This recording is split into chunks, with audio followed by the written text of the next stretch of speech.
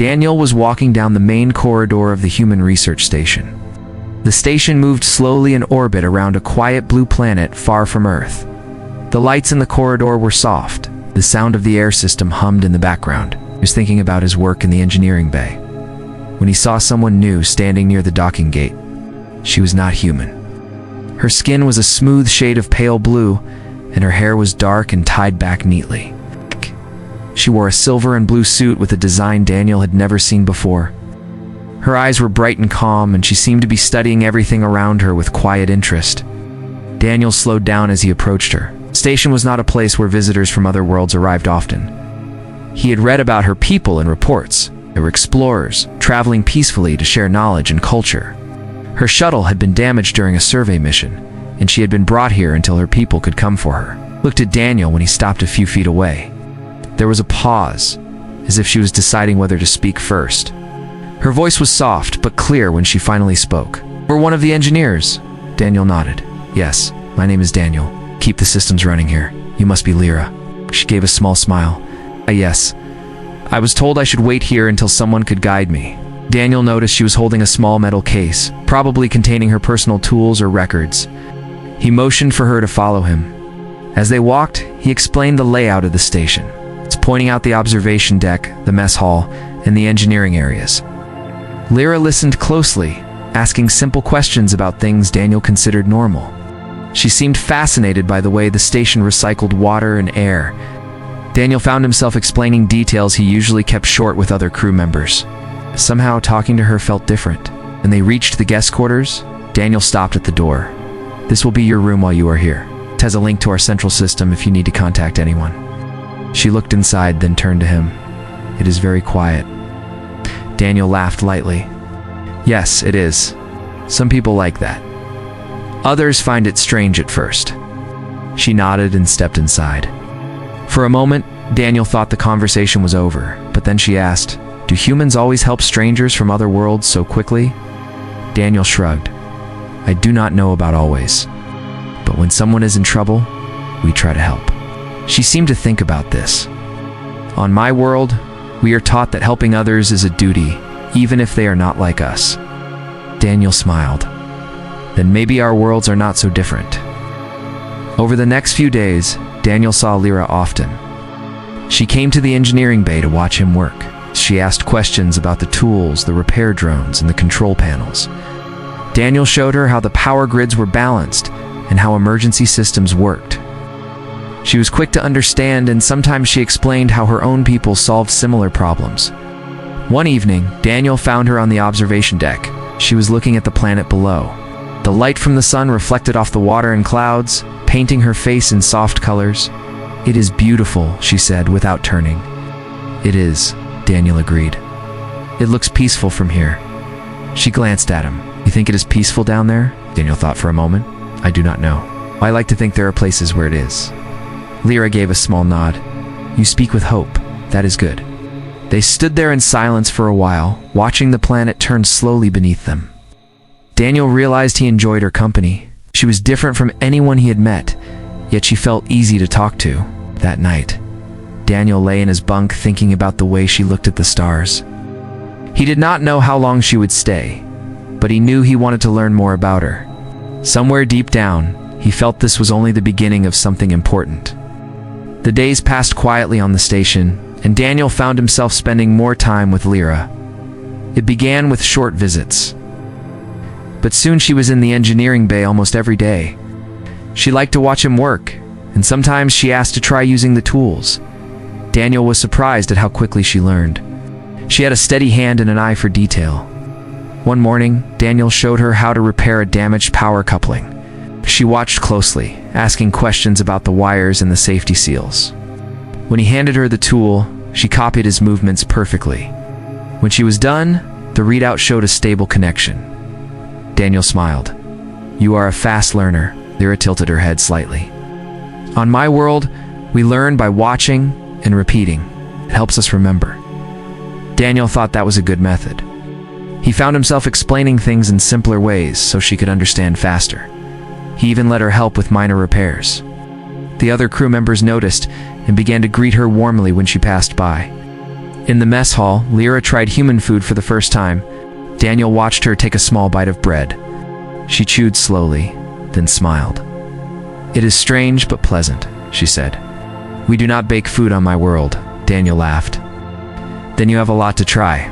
They spent hours talking about their worlds. Lyra told him about the great floating cities of her people, built on oceans so wide that land could not be seen. She described festivals with lights that danced in the sky and music that carried across the waves. Daniel shared stories about Earth, about forests, mountains, and busy cities. He told her about simple things too, like rain on a quiet street or the smell of fresh coffee in the morning. One afternoon, they sat in the observation deck again. Lyra looked out at the planet below, then turned to Daniel. "Do humans ever fear what they do not understand?" she asked. Daniel thought for a moment. "Yes, I think all people do, no matter where they come from. But sometimes fear can turn into curiosity if you give it time." Lyra seemed to think about his words. "On my world, we are taught to look closer at what we fear. Sometimes it becomes something we love." Daniel looked at her, wondering if she was speaking about more than just ideas. There was a warmth in her voice that made him pause. One day, Lyra brought a small object to the engineering bay. It was a thin crystal with faint patterns running through it. "This is from my home," she said. "It stores sounds. Listen." She touched the surface, and a gentle melody filled the air. It was soft and flowing, like waves brushing against a shore. Daniel closed his eyes, letting the sounds surround him. "It is beautiful," he said quietly. Lyra smiled. "It is the song of our oceans. It reminds me of home." Daniel asked if she missed her world. Lyra nodded, but said she was glad to be here too. She explained that meeting someone who cared about her safety made her feel less alone. That evening, a minor power fault occurred in one of the outer modules. Daniel went to fix it and found Lyra waiting at the airlock. "You should not be here," he told her. "I wanted to help," she replied. She followed him inside, holding a small light while he worked. The air was cooler in the outer module, and the hum of the station was softer here. They worked together in silence, and when the repair was finished, Daniel noticed she was smiling. "What?" he asked. "I like working with you," she said simply. Daniel felt an unexpected warmth in his chest. He realized he liked working with her too, more than he thought possible. As they walked back to the main section, Daniel thought about how much had changed in such a short time. Lyra was no longer just a guest on the station. She was becoming part of his daily life, and he found himself looking forward to every moment they spent together. That night, as the station drifted quietly above the blue planet, Daniel wondered what her presence would mean for the future. He did not know how long she would stay, but the thought of her leaving now felt strangely heavy. Something was growing between them, and he was not sure if he wanted it to end. The peaceful routine on the station began to change one morning when an urgent message came through the main communication system. Daniel was in the engineering bay with Lyra when the red alert lights started to flash. A voice came over the speakers, calm but tense, announcing that a group of unknown ships had been detected approaching the station. Daniel and Lyra exchanged a quick look. He set down his tools and opened the nearest console. The data showed the ships were moving fast and were not sending any friendly signals. They were on a direct course toward the station. Lyra stepped closer to read the screen. "These are radar patterns," she said quietly. "They attack trade ships and small outposts and will not come to talk." Daniel felt his stomach tighten. "Our defense systems are not designed for heavy combat. We will need every idea we can get." The station commander called all senior crew to the control room. Daniel brought Lyra with him. Some of the crew looked at her with doubt, but no one said anything. She stood beside Daniel as the commander explained the situation. The raiders would be in range within the next few hours. Lyra stepped forward. "I can help. My people use shield harmonics that confuse targeting systems. If you adjust your shields this way, they will have trouble hitting you." The commander hesitated, but then nodded. "Show us." Daniel and Lyra went to the engineering console together. She described the changes, and Daniel translated them into commands the station system could process. They had to work fast, rerouting power and adjusting frequencies. The hum of the station shifted slightly as the shields began to change. While they worked, Daniel noticed Lyra's focus. She moved with calm precision, never wasting a second. Her voice stayed steady even when alarms sounded from other parts of the station. Daniel matched her pace, feeling like they were in perfect rhythm. When the first raider ships appeared on the outer sensors, the crew went silent. Daniel and Lyra stood side by side at the console, watching the readings. The raiders opened fire, but many of their shots missed or scattered against the shields. The harmonic changes were working. They will adapt quickly, Lyra warned. We must keep shifting the pattern. Daniel nodded. Together, they adjusted the settings again and again, staying one step ahead of the enemy's targeting systems. Outside, the station's defense turrets returned fire, forcing the raiders to keep their distance. The battle was tense and lasted for more than an hour. At one point, a raider ship managed to hit one of the outer modules, causing a power drop. Daniel ran to stabilize the grid, while Lyra stayed at the shield controls. He could hear her voice over the calm and clear, guiding the crew on how to keep the shield strong. Finally, a lucky shot from the station's main turret disabled the lead raider ship. Without their flagship, the remaining raiders began to scatter. One by one, they turned away and fled into deep space. The station crew erupted in cheers, relief flooding the control room. Daniel turned to Lyra. She was breathing a little faster than usual, but her eyes were bright. "You saved us," he said. She shook her head. "We saved each other. You trusted me when others might not have." The commander approached them and gave Lyra a respectful nod. "Your help was critical. You have our thanks." For the first time since she had arrived, Daniel noticed that the crew looked at her differently. There was no suspicion now, only respect. Lyra had proved herself in the most direct way possible. Later that night, Daniel and Lyra stood again in the observation deck. The planet below was still turning, calm and untouched by the danger they had faced. "I thought I would be afraid," Lyra said quietly. "But I was not while you were beside me." Daniel felt something unspoken pass between them. The battle had changed more than just the crew's opinion. It had deepened the bond they already shared. As they stood there, Daniel realized he could not imagine the station without her anymore. Whatever came next, he knew they would face it together. The day after the raider attack, the station felt different. The crew walked through the halls with a new energy, relieved that they had survived. Repairs were happening in almost every section, but there was also a quiet sense of pride. People greeted Lyra with nods and smiles now, no longer seeing her as an outsider. Daniel found her in the engineering bay, checking the shield control systems. She was focused, her hands moving over the console as if she had been working there for years. "I thought you might want a break," Daniel said as he walked in. She looked up and smiled faintly. "I will rest when I know these systems are ready for the next time." Daniel leaned against the wall, watching her work. "You really think there will be a next time?" "There's always a next time," Lyra replied. "The galaxy is full of people who take from others. You must be ready." Her words stayed with him. He realized she carried the same sense of duty that he did, maybe even stronger. It was not just about surviving the last attack, but being ready for whatever came next. Later that afternoon, the commander called for a meeting in the control room. Daniel and Lyra arrived to find the crew gathered around the main table.